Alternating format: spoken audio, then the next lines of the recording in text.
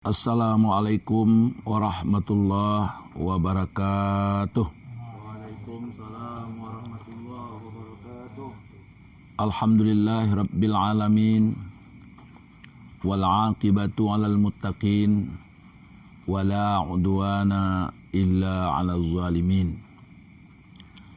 Segala puji dan syukur kita kehadirat Allah Subhanahu wa taala, yang mana dengan izin Allah dalam kesempatan ini kita dapat mengadakan pengajian.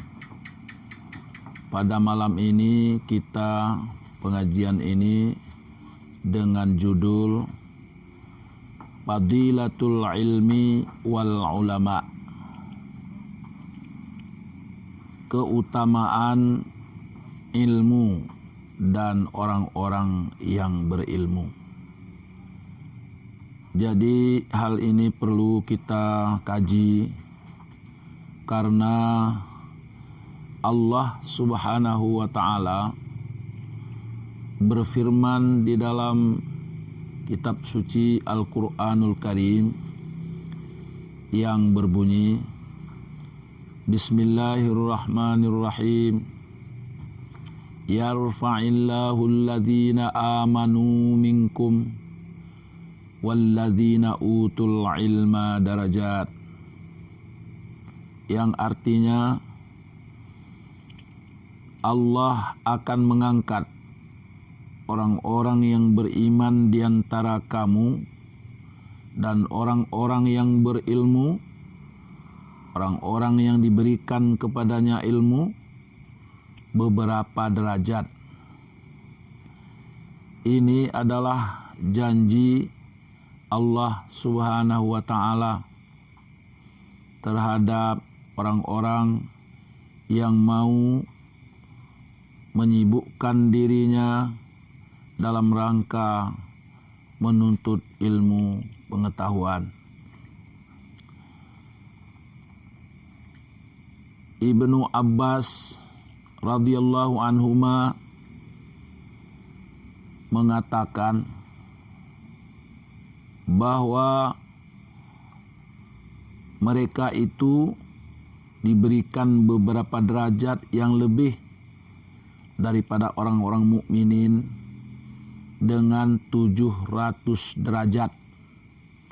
Jadi orang-orang yang berilmu itu diberikan kelebihan oleh Allah Subhanahu wa taala 700 derajat. Bagaimana besarnya ini 700 derajat? Barang antara satu derajat itu kepada satu derajat yang lain itu perjalanan 500 tahun. Seperti antara langit dan bumi. Itulah diberikan oleh Allah Subhanahu wa taala kedudukan, ketinggian derajat bagi orang-orang yang menuntut ilmu.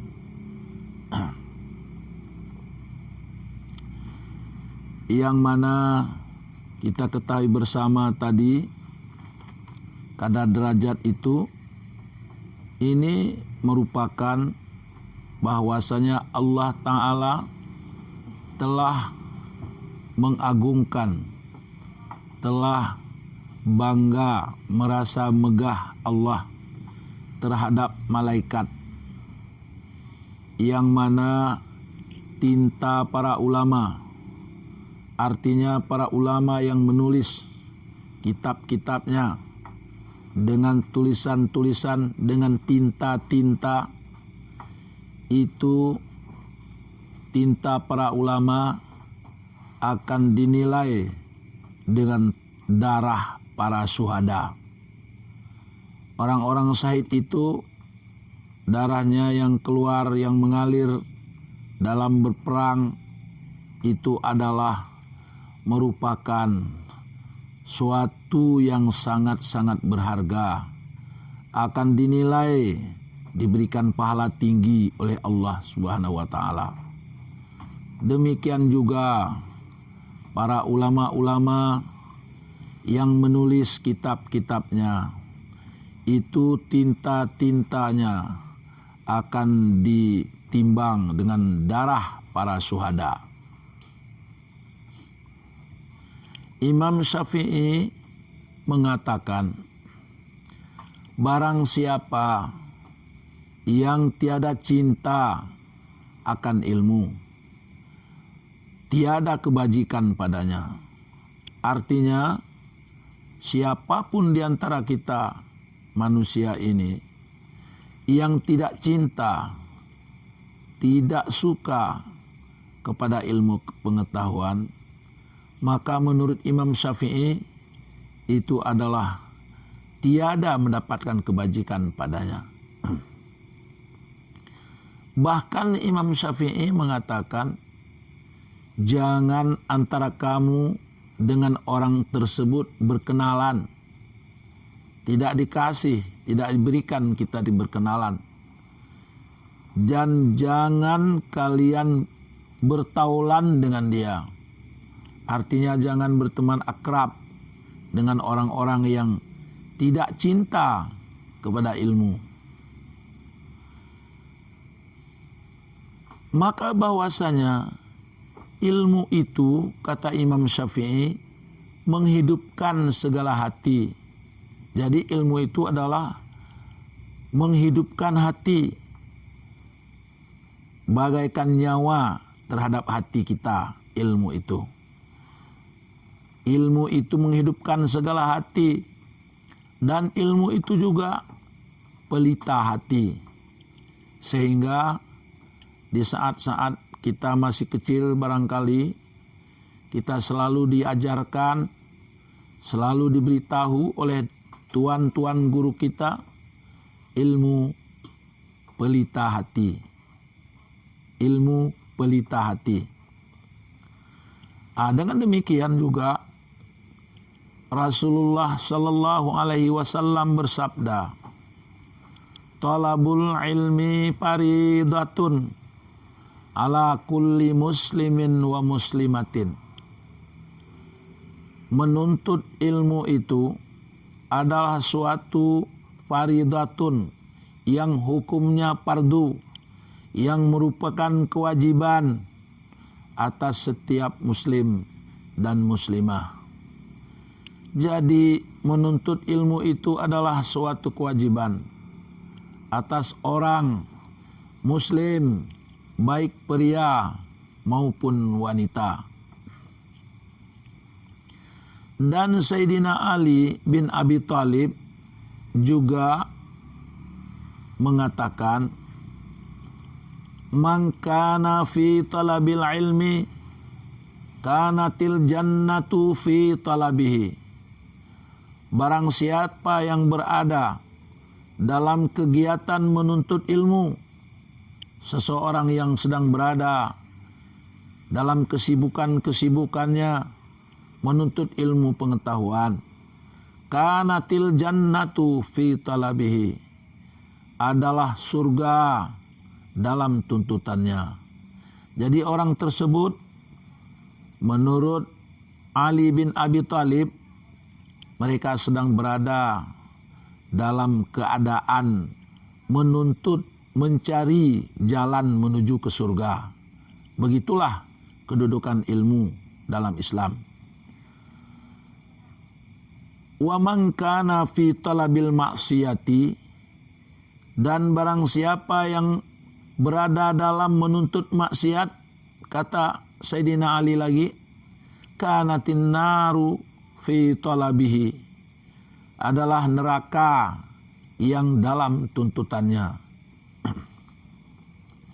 Maksudnya, kalau ada kita, siapapun di antara kita yang sedang sibuk dalam bermaksiat, artinya sedang bergelimang dengan sesuatu maksiat.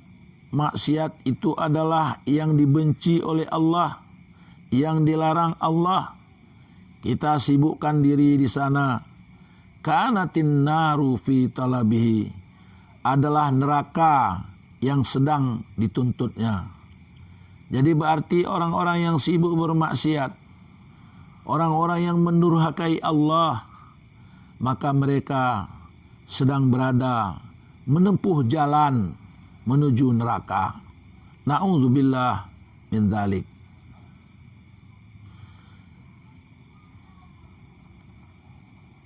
Lantas bagaimanakah sikap kita sekarang dalam rangka untuk menuntut ilmu?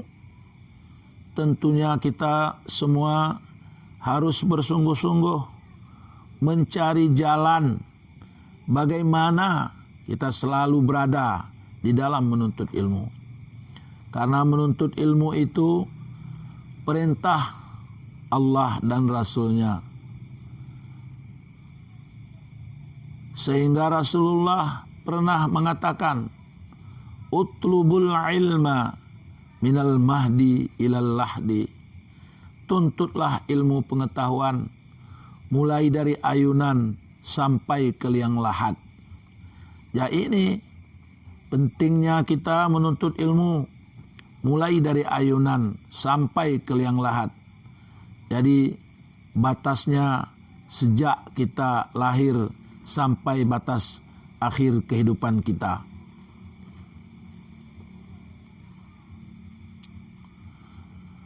Rasulullah Shallallahu Alaihi Wasallam bersabda,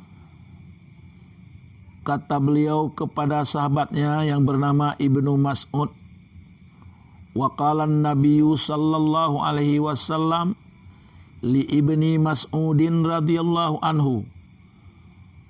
Berkata Rasulullah kepada Ibnu Mas'ud radhiyallahu anhu, ya Ibnu Mas'udin, wahai Ibnu Mas'ud, julusuka sa'atan fi majlisil ilmi. Kamu duduk sa'atan. Sa'atan ini sebentar. Sebentar ini kalau kita hitung sa'atan 1 jam, itu sebentar. Sa'atan 1 jam, sejenak. Fi majlisil ilmi. Di majelis ilmu. Jadi kita duduk, kita berada ikut serta di majelis ilmu sebentar 1 jam. La tamassu qalaman wala taktubu harfan. Engkau duduk datang tidak membawa pulpen, tidak menyentuh pulpen, datang saja.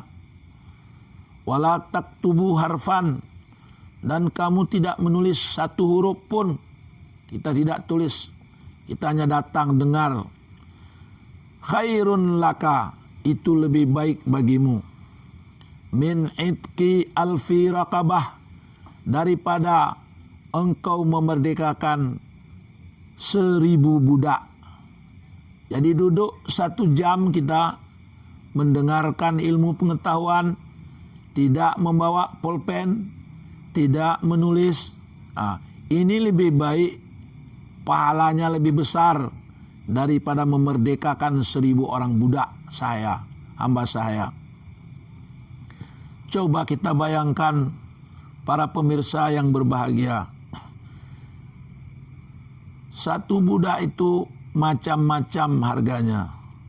Ada yang 1 unta, ada yang 1 kambing.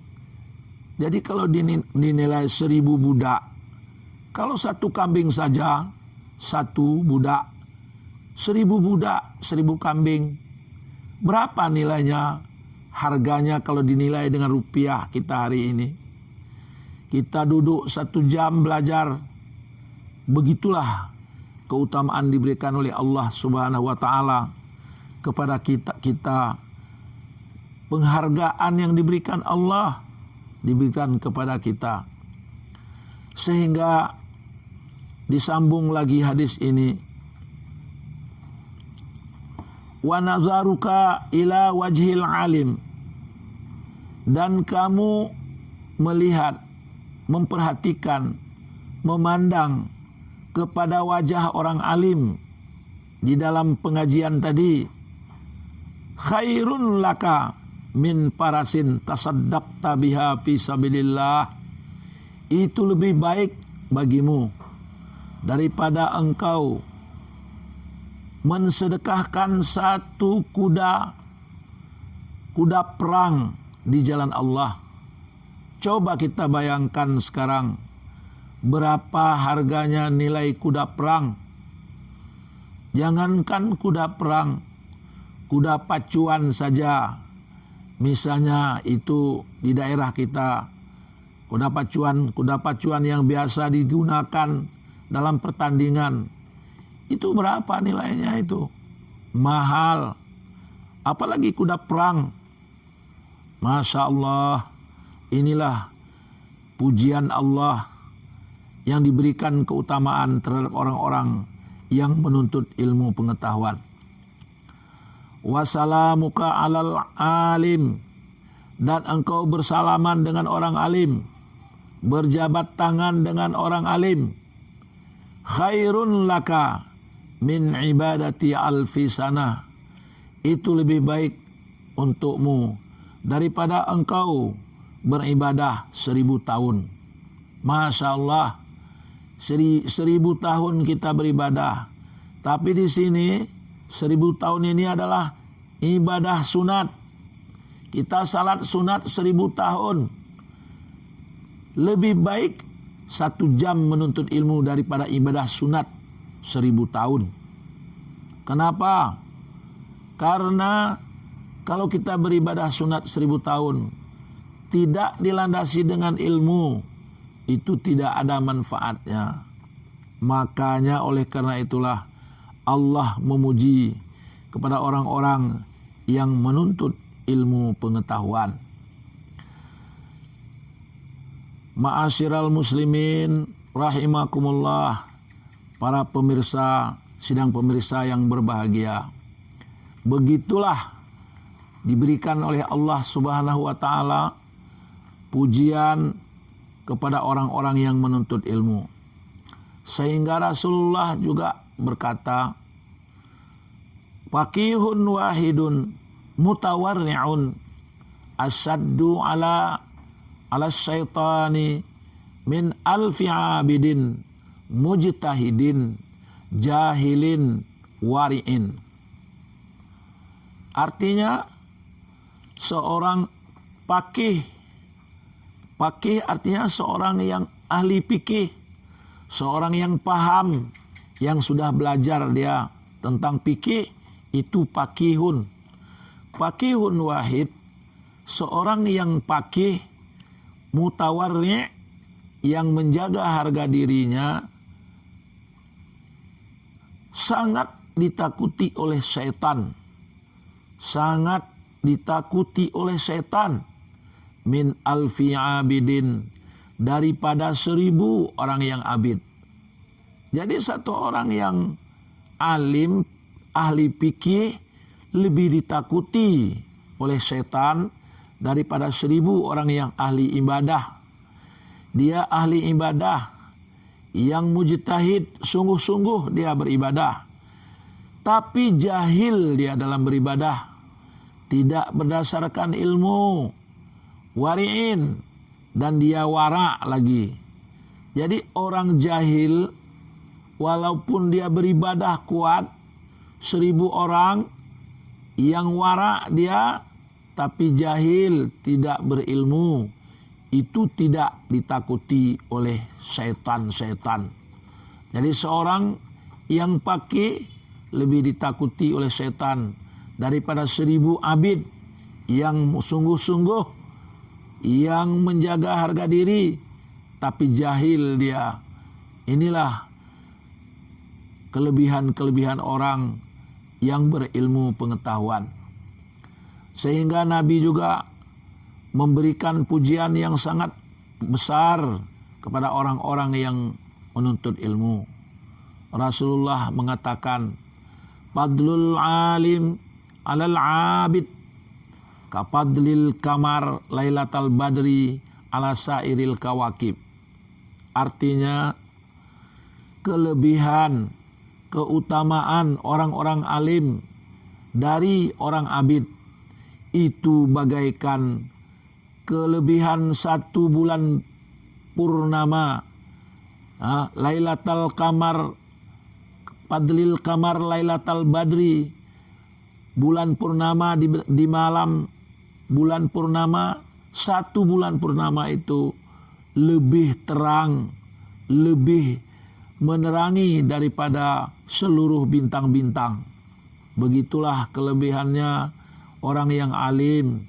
Seorang alim daripada orang abid itu lebih dimulia orang-orang alim di hadapan Allah Subhanahu wa taala. Dan pada satu riwayat, seperti kelebihanku atas umatku, kata Nabi. Nah, ini kelebihannya. Dan daripada Ibnu Abbas radhiyallahu anhu, Nabi bersabda, apa kata beliau? Allahumma ighfir lil muallimin wa barik lahum fi abdanihim wa atilla fi a'marihim. Rasulullah berdoa untuk orang-orang yang alim, untuk orang-orang yang mengajar. Apa kata beliau? Allahumma ighfir lil muallimin. Ya Allah, berikanlah keampunan kepada orang-orang yang muallimin, orang-orang yang mengajar, orang-orang yang sudah berilmu, ilmunya diajarkannya. Jadi Rasulullah berdoa, Allahumma ighfir lil muallimin. Ya Allah, ya Tuhanku, ampunilah bagi orang-orang yang mengajar. Wa barik lahum fi abdanihim, dan berilah keberkatan kepada mereka. Fi abdanihim, pada badan-badan mereka, supaya badan mereka itu berkat, bermanfaat, berguna. Wa atilla fi a'marihim, dan panjangkanlah umur-umur mereka. Ini terserah kepada Allah Subhanahu wa taala. Maka banyak kadang-kadang orang-orang alim itu usianya panjang-panjang pada usia zahir. Ini namanya usia yang zahir. Ada yang 60 tahun, 70 tahun. Tapi ada juga usia itu panjangnya bukan hanya pada zahir usia itu, tapi walaupun sebentar dia hidup, umurnya panjang, dikenang orang. Banyak ulama-ulama kita yang tidak panjang usianya. Seperti Imam Syafi'i, itu tidak panjang usianya. Seperti ulama kita yang ada terkenal di Aceh ini, misalnya Abuya Mudawali. Beliau berumur singkat, tetapi berkat umurnya, panjang dikenang orang. Sampai hari ini, sampai ribuan, bahkan puluhan ribu ulama-ulama yang dilahirkan melalui beliau. Beliau yang mengajar di pondok pesantren, beliau yang mengajar di Labuhan Haji. Dengan dia mengajar,